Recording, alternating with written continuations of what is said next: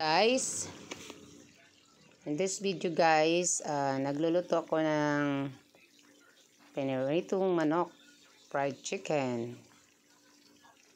Alam ko, paborito to sa mga anak ko. Mahilig sila sa manok, lalo na pina-fried. Ayan guys, napansin nyo guys, na golden brown na siya guys, yung iba. So, itong iba luto na kasi ito ang una kong nilagay. Ayan, maliit lang siya nga pagka hiwa guys.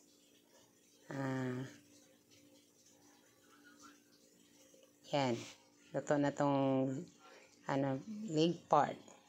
Ayan, yan ang ulam namin ngayong tanghalian.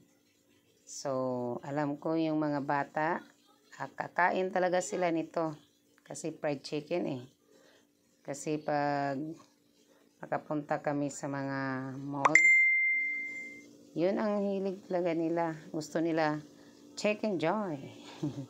Yan, nagluto ko ngayon. Bira lang ko magluto ng ganitong klaseng pagluto guys, yung pinipritong manok. Bira lang din ako magbili ng manok, pero alam ko mahilig sila nito. Yan, na guys, ilang piraso na ang naluto, ilan na lang tong naiwan.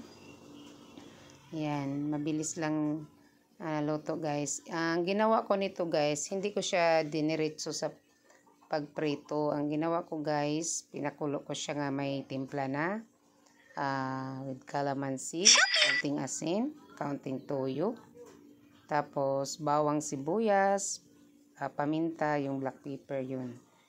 Yan ang ko tinimpla. So, pinakulo ko siya.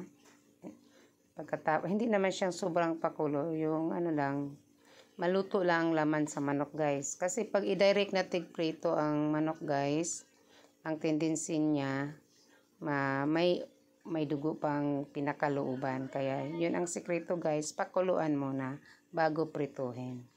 Tapos, nagamit din ako ng breadcrumbs guys. Tapos dalawang egg, binatel kong dalawang egg, yan, para hindi siya magdikit. At saka, parang maiba naman. Yan.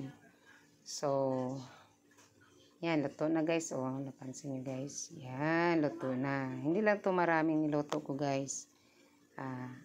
Lang. Parang isang kainan lang to guys. Kung may matira man, that's good. Para pang ulam din sa hapunan. Yan. Yan ang ulam namin today. Kayo guys, anong ulam niyo dyan?